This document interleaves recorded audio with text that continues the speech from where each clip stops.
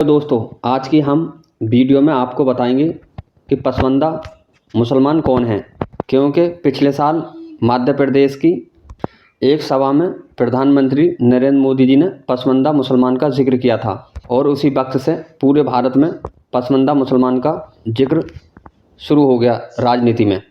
क्योंकि उससे पहले पसमानदा नाम से जिस मुसलमान समाज को सिर्फ 10% या 15% ही देश की जनता जानती थी, आज तकरीबन पसमानदा मुसलमान कौन है इसके बारे में करीब 50% देश की जनता जानने लगी है। और हमसे कई जनों ने सवाल किया कि पसमानदा मुसलमान किसको कहते हैं, सही से हमें इसकी जानकारी दें।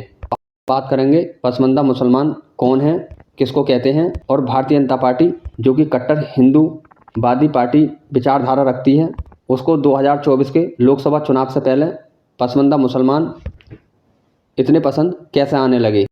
क्या भारतीय जनता पार्टी की पसमानदा मुसलमान मजबूरी है या ज़रूरी है, सब बताएंगे।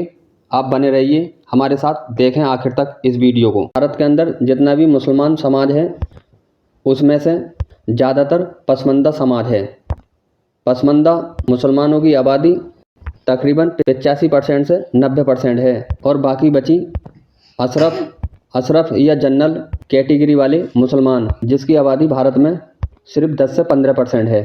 पसमानदा मुसलमान को ओबीसी यानी कि पिछड़ा समाज के नाम से भी जाना जाता है। भारत में जितनी भी आबादी मुसलमानों की है उसमें ज़्यादातर हिस्सा पसमानदा मुसलमान है यानी कि पिछड़े हैं। पसमानदा खास करके पसमानदा आसान भाषा में मैं कहूँ और आपको बताऊं तो उसको कहते हैं जिसके हाथ में हुनर है, यानी कि जो मुस्लिम समाज अपने काम की वजह से, हुनर की वजह से जाना जाता है। जैसे बाल काटने वाला, लकड़ी का काम करने वाला, कपड़े सिलने वाला, रुई धुलने वाला, पानी पिलाने वाला, गोश्त काटने वाला, सभी जो काम के नाम से मुस्लिम समाज जाना जाता है वो सब पसमानदा में यानी कि पिछड़े में आते हैं। और जो काम की वजह से मुस्लिम समाज नहीं जाना जाता वो अशरफ यानी कि जनरल कैटेगरी में आते हैं।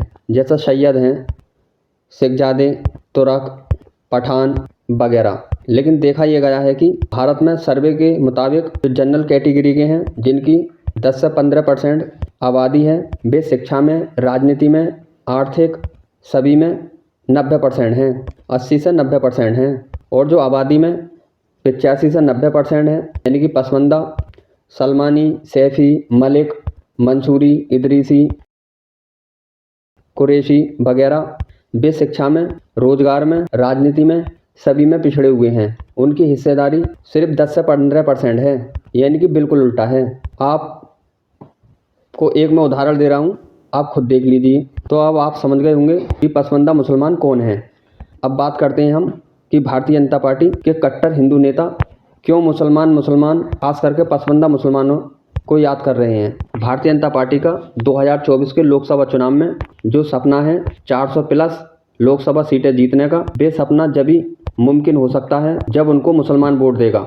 इसीलिए वे पसमानदा मुसलमान कर रहे हैं, क्योंकि ये भारतीय जनता पार्टी बाखूबी खूब समझ रही है और जानती है कि अगर मुसलमान 1% भी हमें वोट नहीं देता तब भी हम सत्ता में आ जाएंगे। और ये बात बिल्कुल ठीक है, मुसलमान बीजेपी को 1% वोट नहीं देगा तब भी भारतीय जनता पार्टी जीत जाएगी। लेकिन पसमानदा मुसलमानों को राजी करना, याद करना बीजेपी की 2024 लोकसभा चुनाव में मजबूरी भी है और ज़रूरी भी है, क्योंकि 400 प्लस सीटें जब जीत सकते हैं जब मुसलमान वोट देगा।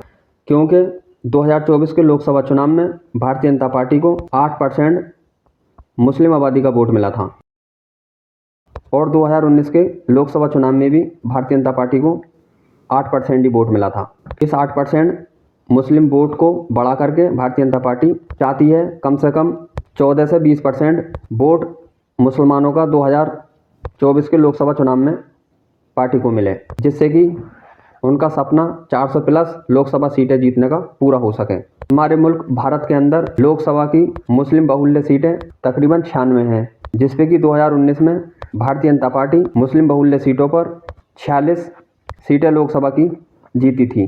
भारतीय जनता पार्टी का टारगेट है कि अगर हमें मुसलमानों का 5% वोट मिलता है तो हमारी पार्टी की 300 प्लस सीटें 2024 में जीत कर आ सकती हैं। और अगर मुसलमानों का 10% वोट मिलता है तो ये सीटें बढ़कर 350 हो सकती हैं। अगर 14 से 20% वोट मिलता है मुसलमानों का भारतीय जनता पार्टी को तो 400 प्लस लोकसभा की सीटें 2024 में हो सकती हैं। और इसी टारगेट को लेकर के भारतीय जनता पार्टी पसमानदा मुसलमानों के बीच में अपनी पैठ बढ़ाती नजर आ रही है। शुक्रिया मोदी भाईजान नाम से मुसलमानों में पकड़ बनाने की कोशिश कर रही है।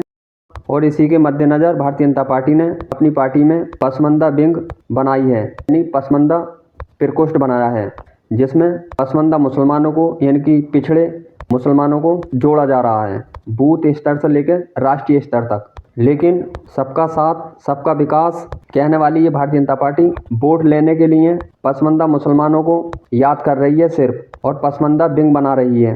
बूथ स्तर से लेकर राष्ट्रीय स्तर तक सिर्फ वो पद दे रही है जिसको पार्टी चुनती है, जब चाहे हटा सकती है। लेकिन पसमानदा मुस्लिम समाज से अगर इतनी मोहब्बत है भारतीय जनता पार्टी को, तो इस वीडियो के जरिए मेरी ये मांग है भारतीय जनता पार्टी से, पसमानदा मुसलमानों को पार्टी का पद ही नहीं बल्कि पद के साथ साथ पार्टी का टिकट भी दें, एमएलए का, एमपी का, जिससे कि वो जमीनी नेता हो।